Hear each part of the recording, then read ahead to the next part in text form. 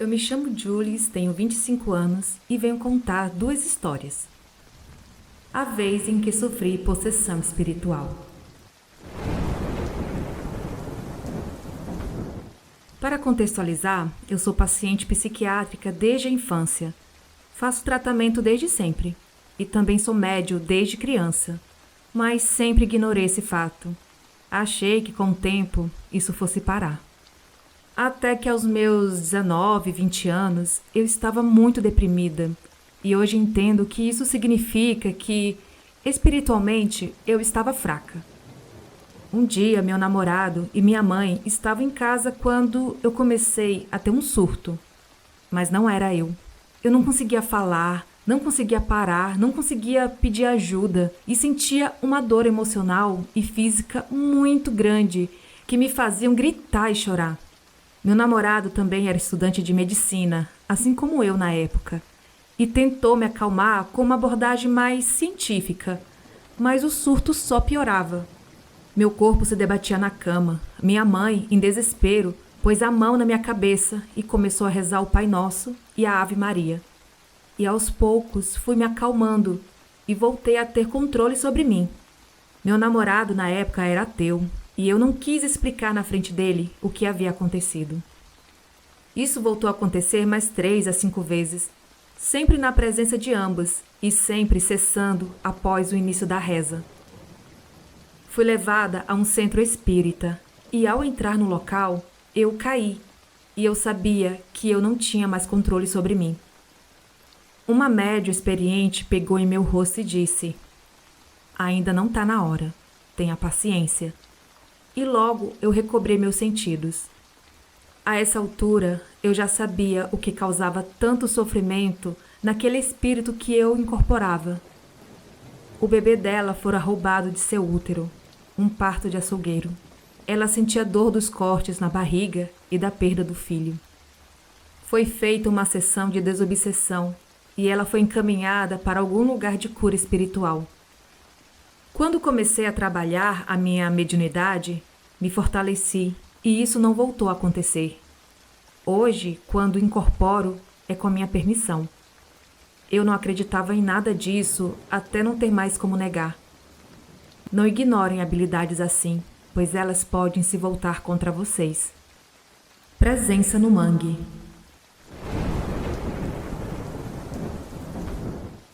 Quando eu tinha uns 10 anos e minha prima uns 13, fomos para um resort com toda a família. Numa parte desse resort havia uma ponte de palafita que passava por cima de um mangue. Lá na ponta dava para ver o rio, o céu e o sol. Toda a família já havia ido lá, menos nós duas. Então, um dia acordamos mais cedo para ir lá antes do café da manhã. O início da ponte era uma escada de cimento. Nós descemos animadas, conversando, até que ouvimos um assobio à nossa direita, onde só havia árvores. Não vimos ninguém lá. Mas ao virar a cabeça para a direita, outro assobio veio da esquerda. Nós olhamos e veio outro da frente e, por fim, um atrás de nós. Sem nenhuma pessoa ou animal em vista que pudesse estar fazendo os barulhos. Demos as mãos, começamos a chorar e corremos até o lugar do café da manhã. Sentamos à mesa com nossa família chorando, lutando para respirar, e quando contamos, todos riram. Mas nós sabemos exatamente o que aconteceu naquele dia. Na minha região, que fica dentro da área da floresta amazônica, querendo ou não, somos ensinados a respeitar entidades da natureza.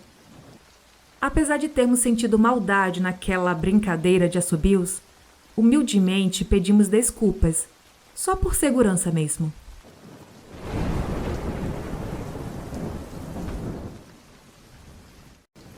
Experiência espiritual. Meu nome é Anne e vou contar o que se passou comigo em 1986. Eu estava com 15 anos e tinha muitas amigas. Em uma noite saímos para dançar e voltamos tarde. A mãe da Viviane, uma de minhas amigas, foi nos buscar numa danceteria. Levou todas as meninas em casa e eu voltei para casa com a Viviane, pois já tinha combinado com ela e avisado aos meus pais que naquela noite eu dormiria lá. Chegamos cansadas, tomei um banho e fomos nos deitar. Viviane deitou na cama dela e eu me deitei num colchão de solteiro que colocamos no chão, ao lado de sua cama. Era um colchão novo que ainda estava no plástico, forrado com lençol. Dormi profundamente, até que no meio da noite ouvi alguém entrando no quarto. Quando a tal pessoa abriu a porta, pude ouvir muitas pessoas conversando do lado de fora. O som entrou no quarto. Ouvi a movimentação que vinha da cozinha. Na hora, ainda sonolenta e de olhos fechados, pensei que os pais de Viviane estavam recebendo amigos, dando uma festa ou algo assim. Estranhei um pouco porque a mãe de Viviane não tinha comentado nada quando foi nos buscar. Quando a pessoa entrou no quarto, eu continuava deitada e de olhos fechados. Senti pisadas em cima do plástico. Era um barulho característico. Enquanto ele caminhava sobre meu colchão, eu pensava: o que essa pessoa faz no nosso quarto? Resolvi então abrir os olhos para ver quem era a tal pessoa inconveniente. E dei de cara com um rapaz parado, em pé, olhando para mim, enquanto eu continuava deitada. Foi olho no olho. Era um garoto de uns 17 anos, magro, não muito alto, cabelos loiros e lisos, cortado em formato redondo. Na minha época falávamos que era cabelo de tigela. Vestia camiseta branca e bermuda de tectel azul celeste. Estava descalço. Após encará-lo, me virei e fechei os olhos como quem volta a dormir. De costas, escutei ele abrindo a porta do banheiro que tinha dentro do quarto. Entrou, fechou a porta, usou o banheiro, apertou a descarga e saiu pela porta que entrou. Eu pude ouvir tudo. Voltei a dormir até amanhecer. Quando acordamos, perguntei a Viviane quem era o rapaz que tinha entrado no nosso quarto. E ela disse que não sabia e que isso não poderia ter acontecido porque não tinha mais ninguém na casa, além de nós duas e da família dela. Eu então perguntei das pessoas que estavam na cozinha, na festa dos pais. E ela disse que não sabia de festa alguma e que não tinha ouvido nada. Mas ficou em dúvida, pois eu afirmava com muita certeza o que estava dizendo. Da porta do quarto, ela perguntou aos pais e à irmã sobre a tal festa. Eles estranharam a pergunta e disseram que não havia tido festa alguma, que dormiram a noite toda. Viviane acreditava que eu tinha sonhado, mas eu sabia de tudo que tinha vivido. Era real. Bom, e essa foi a minha experiência. Após muitos anos, já com mais de 40 anos, quando já trabalhava numa casa espírita como médium, perguntei a uma entidade de luz quem era o menino loiro que foi me visitar. E então me responderam que era o meu mentor que tinha ido me conhecer.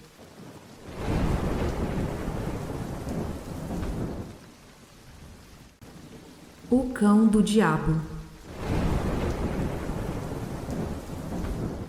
Olá pessoal, aqui é a Joana do relato O Homem Palito. Este relato é mais recente e a última experiência que tive. Vocês vão entender melhor o título do relato mais pra frente. Isso aconteceu no verão do ano passado, numa madrugada entre as 2h30 e as 3h. Eu estava dormindo na mesma casa do relato anterior, no meu quarto com a minha irmã. Foi então que acordei com barulho de galho, partindo lá fora, atrás de casa. Ouvia passos grandes e pesados, parecendo abanar a casa. No meu quarto tinha uma janela que dava vista para a parte de trás da casa. Fui ver e não tinha nada, então voltei a dormir. Na noite seguinte, ouvi o mesmo barulho, no mesmo horário, só que mais perto da casa. Fui checar e vi o vulto de um animal, não muito grande. Pensei que fosse um cachorrinho, e como eu amo cachorros, eu vesti o roupão, calcei as pantufas e fui atrás do cachorro. Quando eu cheguei no lugar onde ele estava, eu vi uma coisa que me aterroriza até hoje. Eu vi um cão, todo preto, mais preto que uma sombra. O formato era parecido com um lobo, do tamanho de uma vaca, com olhos vermelhos que expressavam ódio, muito ódio e rancor. Ele rosnava com os dentes podres, amarelos e pontiagudos. Fiquei em choque. Eu dava passos pequenos para trás, tremendo. enquanto ele se aproximava devagar. Quando eu estava a 2 metros de distância, virei e corri. Mas aquela coisa pulou para cima de mim, me mantendo presa. Foi aí que sorriu. Os seus lábios formavam um sorriso macabro e assustador. Então, ele sussurrou no meu ouvido. Você é tão incompetente, ninguém liga para você, nem mesmo a sua família. Os seus amigos falam mal de você pelas costas. Mas eu vou acabar com esse sofrimento. E sabe como? Matando você. Vou te levar comigo. Vou te levar para onde você pertence, para o inferno. Depois disso, ele riu intensamente. Enquanto ele falava essas coisas horríveis, eu chorava. Quando ele terminou de falar, eu gritei o mais alto que consegui. Isso pareceu desorientar aquela coisa, mas não consegui me soltar. Poucos segundos depois, o meu avô chegou atrás de nós com uma espingarda e atirou naquela coisa. Fiquei aliviada por um segundo, mas no segundo seguinte, fiquei paralisada. A bala tinha atravessado aquilo. Aquela coisa olhou para o meu avô e ficou encarando por uns segundos. Quando o silêncio foi quebrado com as vozes dos meus pais que se aproximavam, aquela coisa sumiu, sem deixar rastro. Corri para o meu avô e o abracei, ainda chorando. Todo mundo da casa tinha despertado. Então, quando entramos, ficaram me perguntando o que tinha acontecido. Aí eu contei tudo. No início não tinha acreditado, mas quando meu avô confirmou, ficaram calados. Aí começaram a inventar desculpas, tipo... Deve ter sido algum bicho do mato, sei lá. Só meu avô acredita em mim, pois ele também sentiu o ódio nos olhos daquela coisa. Agora vocês devem entender o título do relato. Chamei aquela coisa de cão do diabo, pois uma das coisas que aquilo tinha dito era que iria me arrastar para o inferno. Então, concluí que o diabo tinha mandado esse cão para vir me buscar. Enfim, desde então, tenho me sentido observada, pois nunca sinto que estou sozinha quando deveria estar. Não importa o local, nunca estou completamente só. Desde aquele dia, sinto que aquela coisa me observa, esperando o momento de fraqueza para atacar.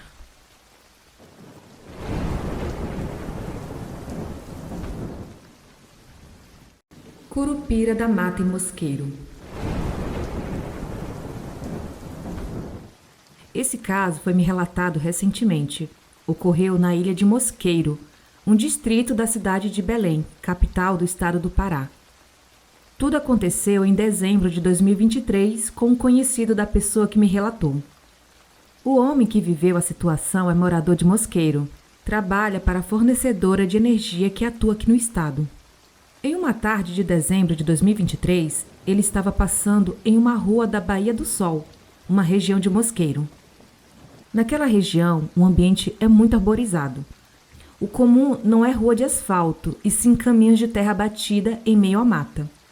O caso aconteceu pela tarde em uma rua que é quase cenário de filme de terror. Mas, em vez de ficar em meio ao milharal, a rua fica entre as espécies nativas da Amazônia. Nessa tarde, enquanto o homem passava de carro pela Baía do Sol, teve uma vontade muito grande de fazer suas necessidades. Por conta de ficar muito apertado, ele decidiu estacionar e entrar no mato para se aliviar ali mesmo. Porém, quando ele entrou no mato, viu, em meio às árvores que estavam um pouco mais à frente, um curumim, como o próprio chamou. Era um menino com feições indígenas, mas com uma diferença muito grande para uma criança normal. O curumim tinha os pés virados para trás. E depois que o homem reparou nisso, o menino correu para mais longe, fugindo da vista dele. Ainda sem entender direito a situação, o homem foi atrás, para ver se de fato era aquilo que tinha visto ou era só uma criança comum. Acontece que após correr atrás do curumim, o homem não sabia mais onde estava. E era impossível ele se perder de forma normal, pois estava muito próximo da rua de terra batida. Mesmo assim, ele se perdeu. Ficou perdido. Quando outras pessoas passaram por lá e viram um carro abandonado, chamaram os bombeiros e a polícia. Só assim encontraram um homem no meio do mato que não sabia onde estava e não conseguiu achar o caminho de volta para a rua de terra. Quando o encontraram, o homem contou o que tinha ocorrido. Disse que tinha visto um curumim de pés virado para trás e depois não sabia mais onde estava. Acredita-se que ele tenha visto Curupira, que é uma entidade das matas, conhecida pela característica de ter os pés virados para trás. Segundo meu avô, que era morador de Mosqueiro, o homem foi bobo, pois deveria só ter pego um cipó e o enrolado em círculo, escondido a ponta e depois jogado por cima do ombro sem olhar para trás. Teria distraído o curupira e conseguiria achar sozinho um caminho de volta. O erro do homem, ainda segundo meu avô, foi ter entrado na mata sem pedir licença. Incomodou o curupira e, por consequência, foi prejudicado por ele, que se diverte fazendo isso. Eu não duvido de nada, e pelo menos a busca ao homem de fato ocorreu. Foi encontrado e contou tudo o que viveu.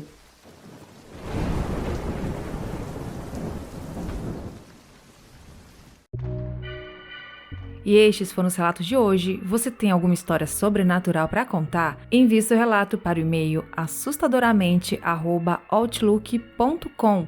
Siga também o Instagram, que é o assustadoramente_podcast. Entre para o grupo do Telegram. Os links estão aqui abaixo na descrição do episódio. E se você gostou, deixe seu comentário, seu like e compartilhe para uma pessoa que curte histórias sobrenaturais. Até o próximo vídeo.